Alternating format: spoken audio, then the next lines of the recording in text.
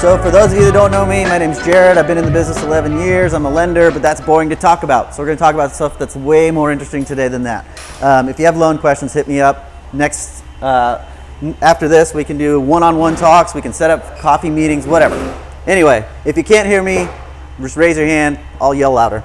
Next. All right, so you guys are here today because you're real estate agents, right? You're entrepreneurs. You own your own businesses for the most part. And everything you do is a product of your own efforts, your own systems, your own work ethic, how many hours you put into your business, right? So it's so easy to get lazy in this business, and I get lazy probably more than all of you guys. It just gets tiring because you have to grind and grind and grind and grind and grind. So today, a big part of what we're going to talk about, actually the bulk of what I'm going to talk about, is digital farming. So let's test the room. Who does any sort of farming? Geographic farming. Wow, almost everyone. I like it. Who does mailing? Wow, a lot. I like this. This is going to be good. Who does any sort of digital ads? Okay, we've got a good amount. Who does? Who's heard of HomeBot? Wow, there's a strong group right here in the middle. Everyone knows everything I'm going to talk about. So one thing I want to do is I like to help you guys get more leads. Why? Because then we all win. If you guys, your business grows, my business grows, right? That's how this all works. So I'm here just like the whole Generations team as an extension of your business. We want to try to make you look good. We want to try to build your business and be there alongside you as a business partner. So first thing I always like to ask, and I'm going to ask for interaction today, what is your brand? Who has a good answer for that question? Okay, I think we could all practice answering this question a little bit, right? We should have a pretty quick pitch because you're going to be running into old colleagues and friends in the grocery store, and you need to be able to give them like a very casual but quick summary of what your business is, why you do it. So I would challenge you to focus on that as your next thing, is to sit down for, just set a timer on your phone for 5 or 10 minutes and just sit there and think, why am I doing this? What is my brand? Why am I here? What do I want to be known for? How am I going to differentiate myself, right? And as we all said, as the 3 respondents said, your face is your brand is a very good answer. Your face is your brand. I hate that because my face is not fun to look at. But I realize I have to get my face out there so people remember who I am, make eye contact with people, meet people in person, talk on the phone. And for you guys, even more so, because your billboard, your open house signs, everything that you put has your branding on it. I would encourage you, if it doesn't have your face on it, get your face on it. People remember faces a lot more than they do brand names, okay? Next, let's see, here we go. So, who has ever thought about the colors that they brand with? Nick, definitely, okay.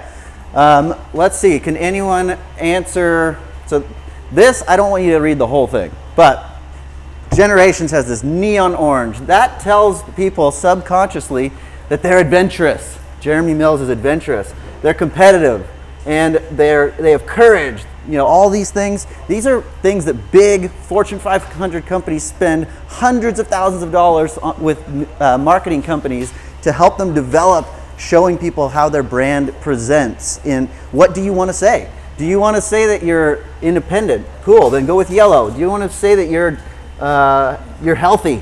Then go green. Do Whole Foods marketing. Who cares, right? But realtors and lenders and everyone in this business, we don't take the time to do this because we think it's just us, right? It's just us.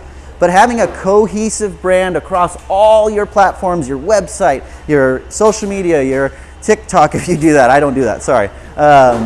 Everything you print, your signs, they should all have one cohesive color. So take time, think about it.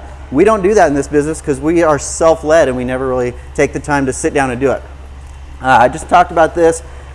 Take 1 hour to look at all the different places people can find you and make sure they all kind of look the same, feel the same. You would not believe, and I say this with every single class I ever teach, I make fun of realtors because it's so dang hard to find your phone number sometimes. How sad is that? People want to call you. You want to give them the ability to call you. I get it. You're trying to hide from telephone sales marketing people and lenders, but when we're in a contract together, I need to call you. I can't find your number. Come on, let's do that. So next, we're going to get into the meat and potatoes here.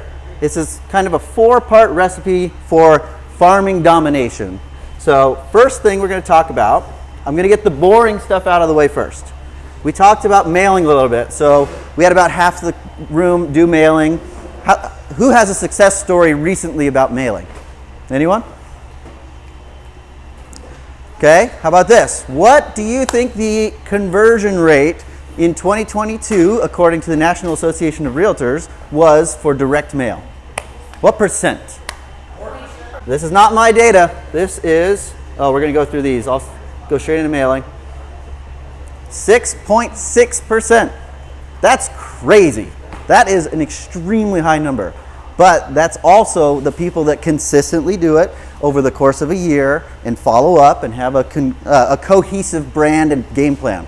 So if you're not mailing, you're missing out. It's obviously the most expensive way to market ourselves amongst all the things we're going to talk about today. But if you're not mailing, you should be. Now, let's go back a bit and you figure out where you're going to farm. So raise your hands again. Who has a geographic farm? Okay, got like 70% there. That's good. So if you don't have a farm, I would recommend getting with your title and escrow reps because they have so much data to help you decide what a good farm would be. So we're not going to get into that too much today, but you can sit down with one of these guys and they will tell you, okay, this tract of homes has one agent who's getting 60% of the business. So you don't even want to go there. You're going to waste your time, waste your money, right? They'll help you navigate that. That's like some homework to do after this if you don't have a farm. If you do, I hope you picked it intentionally and you didn't just pick where you live, which is okay. Where you live is important because you're involved in the community, but pick a place with high turnover, kind of a lower price range that will feed. It's kind of like your feeder farm, right? Because those people eventually are going to move up, especially like who works in Costa Mesa? Anyone? Costa Mesa is great because it's all the people that want to be in Newport, but they can't because they can't afford it yet. So why are they in Costa Mesa? Because they can't get there yet. So they're. That's true. It's not cheap, but it's a lot cheaper than Newport Coast. So anyway, next. I don't like to read things off screens in presentations too much, but this one was pretty good, and I think it's a good reminder for us because people poo-poo mailing all the time. So this is from the Motley Fool, if you guys watch that website and blog. I'll summarize it. Basically, it says consumers age 45 to 54 are most likely to respond to direct mail. So if that's your target demographic, you really should be doubling down on mail. And then it says in a survey, 67% of respondents felt mail was more personal than the internet. So how funny is that? We just went through the last 15 years of Facebook and Instagram and social media, which are very important. We're going to talk about that. But now people are feeling that they're so bombarded with ads on every stinking app and website that now mail is feeling more personal. Don't take it from me. So next, but mail is boring. We're not going to talk about mail for an hour. Door knocking. Who does door knocking? Wow, that's a lot. I like it. Who thinks they know what the conversion rate of door knocking, consistent door knocking in the same farm is? 2. But believe it or not, 2% of a free activity, I'll do that. Knock 100 doors, you'll get, maybe 1, maybe 2, maybe 3, who knows? But one important thing to remember is, here's another fun fact. I love numbers. I'm a nerd, hence why I'm the lender, right? On average, how many contacts does it take, interactions with someone, before they typically convert? 14, I hear it. 9. Okay, it's kind of a trick question. It's a range, 8 to 12. So the door knock is one of those 8 to 12, right? You need to be hitting these people because we're going to talk about this. For this class, we're really just focusing on your farm. So if you don't have one, just pretend you have one just for this class. So we're going to say, how do we contact every single person in our farm 8 to 12 times over a few months, right? Maybe even over 1 month. Maybe every month they're getting hit 8 times. So next, we're going to talk about social media. So this is a little bit of an interactive class because I want to show you guys some stuff live. So again, show of hands, who has run an ad on Facebook? Okay. I'm going to pick on someone. Gentleman in the back. How'd it go? Not great. Not great? I mean, the leads were really hard to convert and they were lower quality buyers. Yep. Okay. Who else? Who else has gotten an actual lead from Facebook or Instagram? You might have been the only guy. I'm glad I picked you. So with Instagram and Facebook ads, they obviously are the same company. So you just run them on the Facebook platform and it goes to all your different channels. So I'm going to go straight into what you could do, because at the end of this class, I'm going to challenge you with a 4-hour task. You can be able to build a brand, get branding materials, build an ad, and run an ad on Facebook. So, and another thing, but we'll keep that for the next illustration here. So I hope you guys can see this all right. Can everybody see this okay? Let me make it bigger.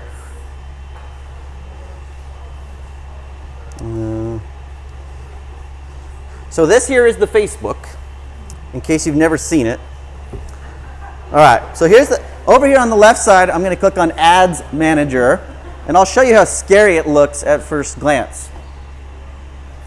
So here's all the different ads we've run over, so many years, I don't know. But I have one that I started today. I was hoping it would be live by the time we started, but it's in review still with Facebook, and I hate that, but it's okay. So this is very intimidating, especially if you're not even half tech savvy. This just seems like, oh my gosh, what do I do? So I'm just going to do one right now, live in front of you guys, super fast, and I'm not going to get through all of the nitty gritty, but I'll show you really quick. So let's say my farm is Rancho Santa Margarita, because that's where I live. So I'm going to click the big green button that says create an ad. Let me see if I can make this any bigger. Is that big enough? Yes. Okay. Okay. Now, here's my 1 2-cent grain of salt situation. Facebook changes this thing like every 6 months. So we're going to have this class every 6 months to reteach you where the buttons are. I swear, it is so frustrating, but this is what it looks like today. So first, we're going to talk, again, we're only talking about farming for today. We're not talking about trying to generate actual leads, not trying to have clients fill out forms. So for farming, you want to pick your objective, and we're going to do brand awareness. Right? We're just getting our name out there. I'm not trying to convert a lead from this one ad. If I don't get a lead from this ad, I don't care. This is going to be my farming that I just turn it on and it shows people my face over and over and over and over. So once you get in here, it'll ask you to name your campaign, test farm, and now it's going to add for special ad categories. This is important. So we used to run a ton of ads on Facebook. We would get leads and do the whole thing. But I kind of stopped doing it personally to generate leads because Facebook has been slapped with so many stinking lawsuits that now the regulations on what kind of ads you can run gets tighter and tighter and tighter and tighter every single year. So what that means is I, as a lender, if I pick I want to generate some VA loans, right?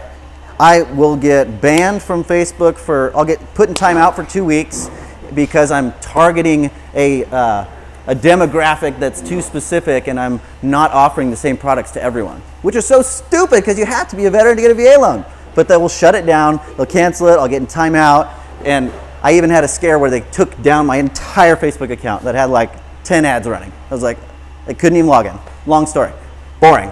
Anyway, so when you pick your categories, you'll see, what do you know? They only have 4, and one is housing. Wonder why? Because a lot of realtors do it and it's effective. So what that does though, once I tag it that way, you'll see later, it's gonna limit. I can't say only run this ad to 24 to 26 year olds. I'm not allowed to do that anymore with housing and finance type of things because that's discrimination. Even if you're running a promotion for people that are only eligible for 20 if they're 24, right? It's very frustrating, but that's just the way it is. I can't change it, neither can you, neither can anyone else. So now, we're going to go, I'm going to go fast, and a lot of this is just to kind of get you comfortable with what this looks like, because you guys can do this. You can do this in 10 minutes if we just speed through it, okay? You can. Who laughed at me? I'm going to empower you to do this in 10 minutes. Okay, so I'm going to hit next. So all I've done so far is named it and picked housing, right? Nothing crazy. I'm not a rocket scientist over here, okay? So here's our ad set. Now that's your audience, is what we call it. They call it ad set because the term audience is discriminatory, apparently. So we're going to go through here. You'll pick your business page. I guess I breezed over that. If you don't have a business page, you have to have one to run an ad. Some people don't know that. So That's very easy also. We can do that in about an hour. Okay, so you can pick all these little fancy buttons that Facebook does, and it'll tell you, oh, our engineers have figured out this is the way to do it. Cool, go for it. But for today, I'm not going to do it. I'm just going to do the most easy, basic farming ad. That's the goal of today, farming. Bid control, this is saying you can set a max per placement on certain things, but it's not going to affect our ad at all. So here's where you set your daily budget. Now, I might have to make this a tiny bit smaller. Okay, so over here on the right side, it's live trimming down my potential viewers or my potential audience, even though I can't use that word. So right now, if I just run this right now, it's going to say, oh, your audience is 225 million people, which is stupid. That's all of the United States. I'm not going to do that, right? So we're going to watch that number whittle down to a reasonable number. So daily budget, obviously that's up to you. Do whatever you want. For now, I'm going to show you the most, or I'll just keep it at $5. And once we get a little more specific on the right, it'll show us how many people will see it per day based on my budget. Okay? Question? Is that what you agree? Oh, perfect. I just wanted to know how you actually got to that page. Oh, it's called Ads Manager. So Facebook. If mine shows up on the left because I've been there a lot, but Facebook like moves those around. So if you can't find it there, just search up in here Ads Manager, and it should show up when you search. Okay? If you can't find it, let me know. Where'd I go? All right. So you can set an end date, but this is our farming piece that we just want to say we're committing to showing this to this many people. So I'm not going to set an end date. You can obviously turn it off anytime you want, but I'm not doing that on this one. Next, here is where we can get super nerdy. I'm not going to today, but the custom audiences. Who knows about the custom audiences? 0. Wow. Oh, 1. Okay. So as I kind of started, you need to talk to your title or escrow reps because they will give you the information for your farm, and they can actually export an Excel spreadsheet that you can upload to Facebook, and it's the exact same people. So the people that you're mailing to, people that you're going to hit up on other platforms, you can have it that precise. I think the minimum audience is 100 people, but yes? Is that via emails? So downloading emails from the people on your farm and uploading emails? It actually has it is an Excel spreadsheet, but one of the fields has like a Facebook ID. I don't know how they get it. It's crazy. So big brother's out there, whether you want to believe it or not. So you can do that and set up your custom audience, but I don't have one because I'm not a lender, so I'm going to just do the geographic way that Facebook lets me do it. So next, we're going to go, oops, get out of here. All right, so we're going to pick people. There's 4 options for who we're going to target. I'm just going to pick people living in or recently in this location, right? So you're going to be able to farm to people that live there. So you could change this to people living if you want, but you might as well farm to people that are in your farm. So I'm going to leave that one alone. Then we're going to go, here's where the fun part begins. Oops.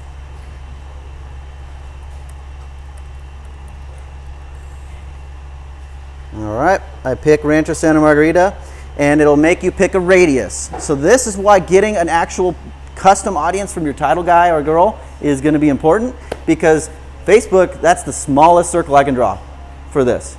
So get with your title rep, get the data, make sure you have it. But, oh well, I'm just going to have to run it this way. It's totally fine. But you look at my audience, it's 973,000 people. That's a little too much. So let's get down to the super fun stuff. So here you'll see how these are all grayed out? That's because I'm in the housing industry, right? I'm not allowed to discriminate by age. They wouldn't even let me. Same thing with the maximum age. Even if I hate old people, I can't get rid of them. Same thing with gender. You guys know the answer to that. Okay, so here is the easiest thing I would say if you're going to target people without a custom audience. Go in here and literally type Zillow. The first thing that comes up is people interested in Zillow. Well, what do you know? There's a whole audience already built into Facebook. These are people that are interested in Zillow. Obviously, they have way more data than any of us could ever imagine. But you can go in here and you can say, you know, what's another one? Redfin or Realtor.com. You get the point. So if you're having a creativity block and you don't know what you should search for, what do you know? If you get at least one in there and hit suggestions, you can just click and click and click and click and click and click. So what you want to do is keep an eye on your audience on the right side. So I'm still at like 600 to 700,000 people. That's too much to me, but that's why you get that custom farm audience, because then you're only going to hit your like 400 people just constantly. Remember, 8 to 12 times before they become a client. So next, no big deal. I'm just going to let Facebook do a lot of the thinking here. So question by you. Of course. Adding Zillow, LinkedIn, what have you, that's narrowing down your pool of people? Yeah, if we go back, it was, where were we? I'll show you how much that narrows it down.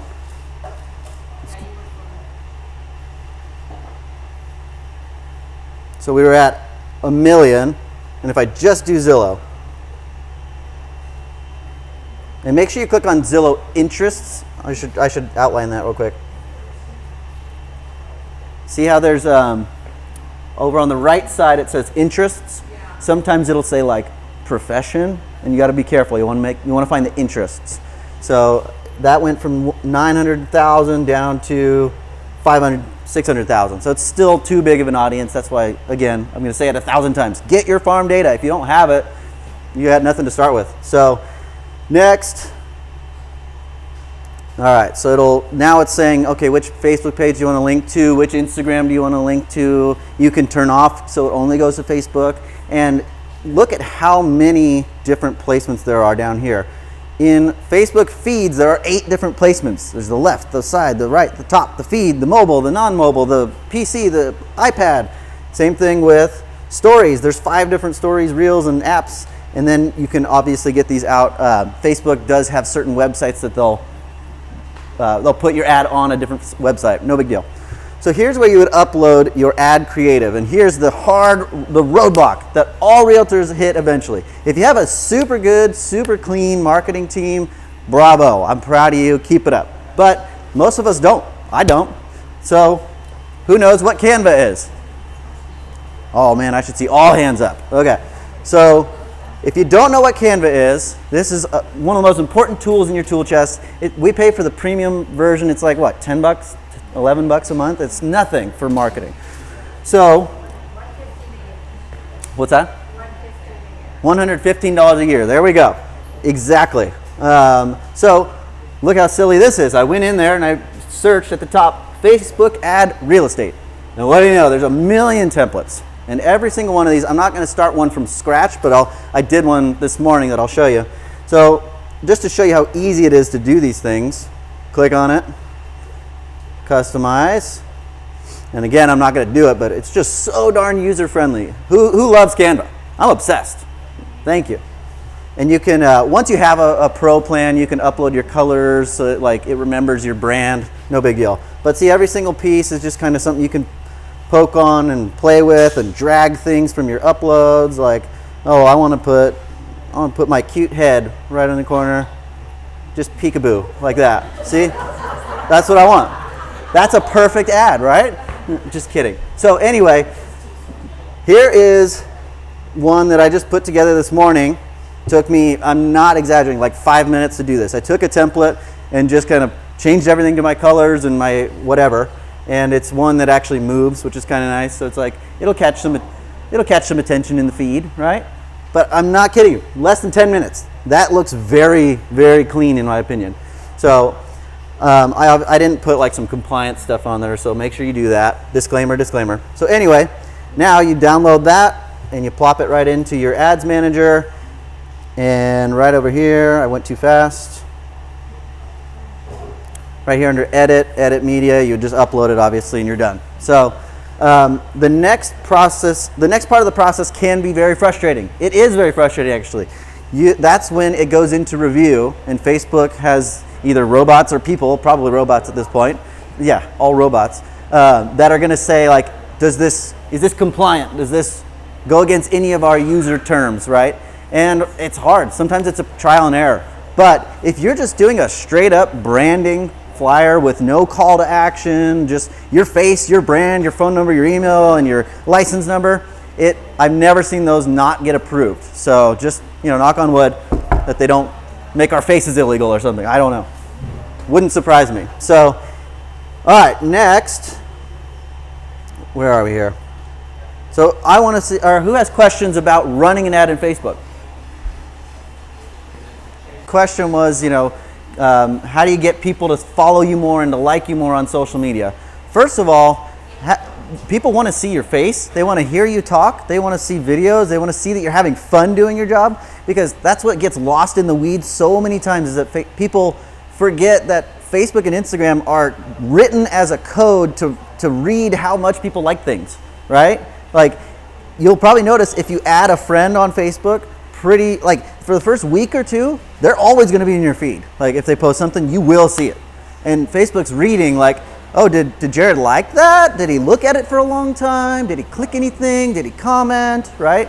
But if it's just a boring thing, then I'm not going to react. And after time, the algorithm, the fancy algorithm, is going to basically label like, oh, Jared thinks Nick's boring because he's seen 3 of his things and he doesn't click on them. So then now I won't see it anymore, right? That's their whole goal. They want it to be interesting for you, and you get a customized experience of what you like, right?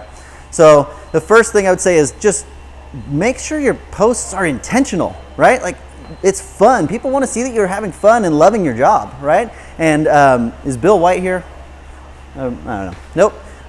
Bill White, he came to the class that I taught more about organic social media stuff, which is a class that we're kind of covering that on right now. But the guy was like never on Facebook ever, and now he's posting videos and getting a lot of interaction. And it's just his face, like he's just talking. It's not even like, but people want to hear it, right? Like, people want to hear what you're doing. They want to hear about the market. Especially when you start going after your farm, they want to know what the market conditions are, but they don't want to ask you because you're a realtor, and then you're going to try to sell them something, right? So just tell them the information and they'll go and get it. But it just takes time to build that like algorithm where people think you're interesting. So if you're doing nothing but just posting like, just sold, just sold, just sold, those aren't bad, but don't have that be your only thing, because there's no interaction there, right? There's no like call to action. There's no reason people would click on it and read more about it, right? So then your first question rather was, when I post, so I'm a realtor and it goes just to 1 million lenders because they're all so annoying, and all the title reps and all the escrow people, right? I get that. I have an answer for you, and this is usually covered in my other class, but it's all good. Who knows what friends lists are? Oh, come on, you guys were at my class. Okay, like 3 people now, cool. I'll have to do it again, I guess. So if you look within Facebook, you can customize it to be whatever you want, right? I teach about Facebook being like a CRM if you organize it properly. So it takes a little bit of time the first time you do this, but if you go over here to friends, where's friends lists, custom lists, and what do you know? I've got all these custom lists that I created in my Facebook account. It's past clients, affiliates, lenders, VA leads, realtors, restricted, blah, blah, blah, right? So this took labor, but I've been doing this for so many years that now I'm proud to say 100% of my friends on Facebook are in one of these buckets. So when you go, the way that this appears is, so if I want to post something and I want to say, I hate all realtors, and I want to post that on Facebook, I can, and none of you guys will see it because I tagged everyone as a realtor.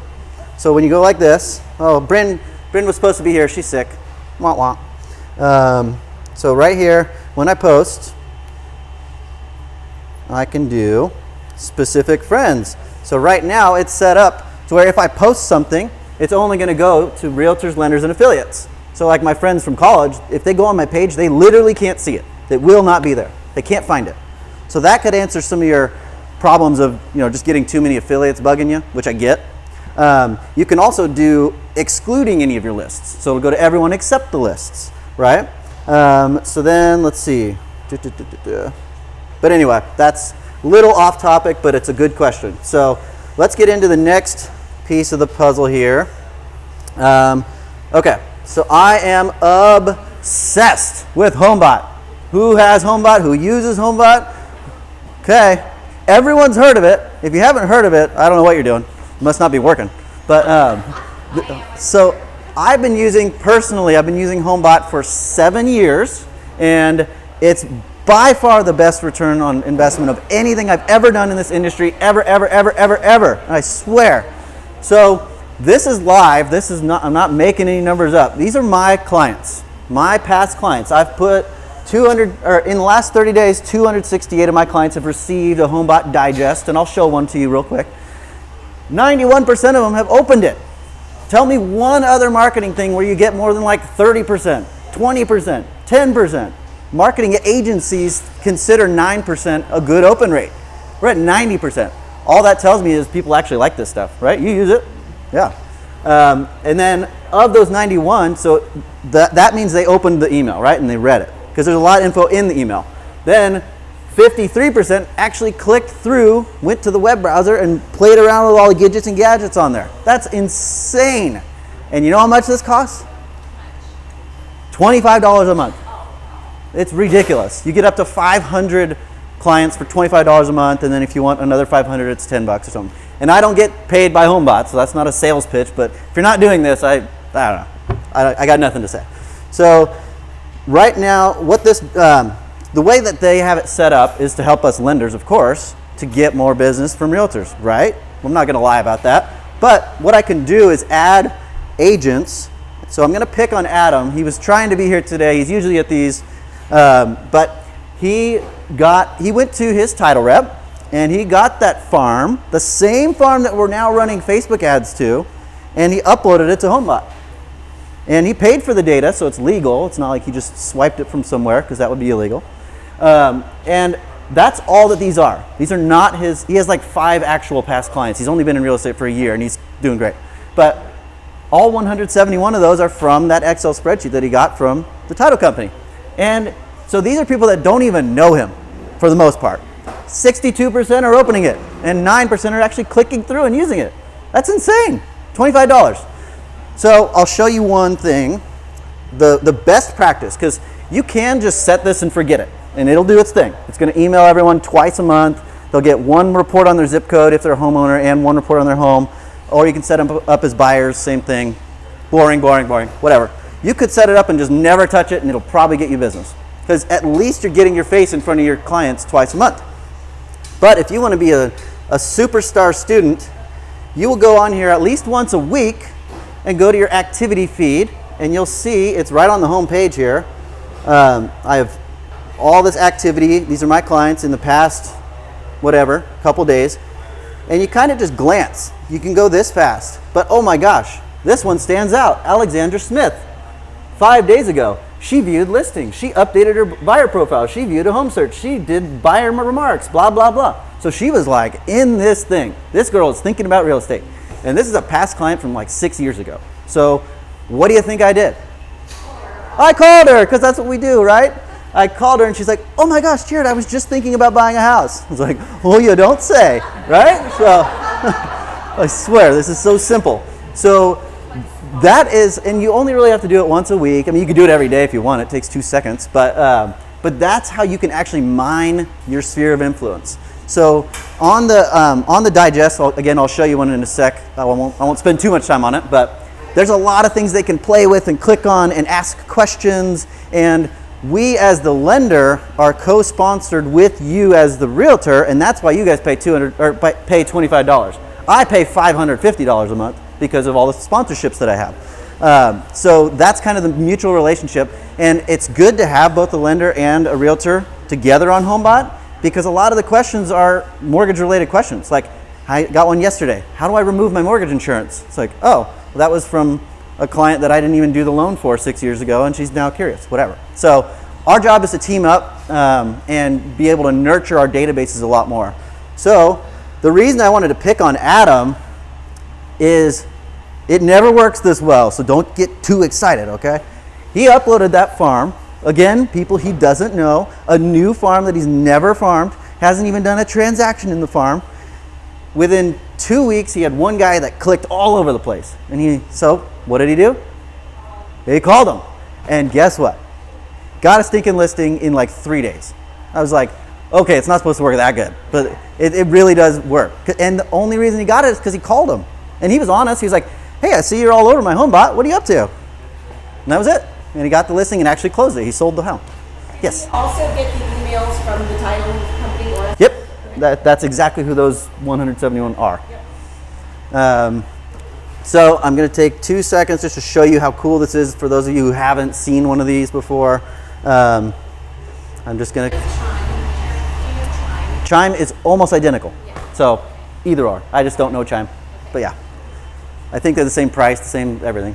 Okay, so this is what the clients get every month. And people are so emotional about their value of their home, right? That's why you guys have to be experts on teaching them how to list their home like 10% lower than they always want, because people get obsessed with their value. What's cool is their first email that the client gets is going to be a value of their home. And what do you know? It's usually not right. But I don't care, because it asks them on their first email that they get, does this look right? And you go, no, my house is worth $10 million, not $1 million. And then they click on it, and what do you know? You get a ping as the real estate agent, and what do? You go and just be a realtor, right? You get a CMA, you call them, you say, hey, I saw this, whatever. I don't need to teach you that stuff. So you can see on this report, let's see. So she would get this whole thing. It's got like, sorry, it's small. Do you have PMI? She can answer yes or no, unsure. And if she interacts on these things, it will change her numbers to her exact profile. That's why I'm not going to click on anything here. If we have their mortgage info in there, it'll say like, oh, since you got your loan, you've paid this much in interest and this much in principal. Let's see. Here's the refinance section. How good are rates right now? So good. So the refi section is kind of useless right now, right? It just shows you could waste money by refining. Be great. But this is a fun calculator that a lot of people click on. I don't know why, but it is fun. So if she pays $500 more each month to her principal, she'll save $59,000 over the life of the loan. Cool. Don't need to get too far into the weeds. It's got so many cool little things. But this is why 90% of my clients open it every month and 53% click around. It's freaking cool. So anyway, that's my HomeBot. Anybody have questions on HomeBot? Asked if I like Facebook ads or HomeBot better. HomeBot for sure. And it's just easier to manage, because HomeBot, you just kind of upload and walk away, right? And then you look at it once in a while. All right, so we did talk about this. I just can't express how important this is. I mean, you guys have all experienced it, right? You've referred a lead to a lender and they called them once and said, I tried, right? Like it doesn't work that way. We need to be nurturing constantly, hitting them from every single angle. So right here, that's your cute little lead. And after this, I want you to think of it this way. We now have at least, 7 touch points that are not the same thing twice, right? So if we get all this stuff running, and it only goes once a month, you're pretty much at that 8 to 12. So you're going to start converting some stuff, right? And it's also about growing that brand that we talked about. You're giving the appearance that you're bigger than you are, because they're seeing you everywhere, right? And then you just become the expert of that area. So door knocking, HomeBot, mailers, Instagram, texting, calling, and Facebook. And there's a bunch more, but these are the only ones I'm going to cover today because we don't have 3 days to do this. So I have a challenge for everyone. With less than 4 hours of work, I hope and I think you can. Oh, I got to show you this website. I'll show you this in a sec. Who's heard of Fiverr? Okay, if you haven't heard of Fiverr, the mentality of Fiverr, it's a website with a bunch of people that are freelancers, and you can buy services for as little as $5. So check this out. If we go here. Oh, where'd my Chrome go? Here's Fiverr.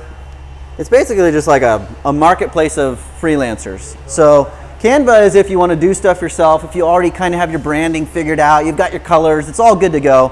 But if you have no starting point at all and you want to get this thing off the ground quick, I just went into Fiverr with 2 R's and I searched, where's my search? Branding kit. That's it. And what do you know, on the first line, here's someone that will give you an EXP branded everything. They're going to vomit logos on you everywhere. Same thing over here, right? And that's $50 to get all that stuff, to get your brand, to get your logo, so I'm just trying to equip you guys with resources to teach you how easy this can be, that you can literally do this in 4 hours or so. So here's the challenge, back to this. Go to Fiverr, get a branding kit. Use HomeBot, use Canva to create a sexy social media element and mailers. Use Facebook Ads Manager to build and run ads on Facebook and Instagram.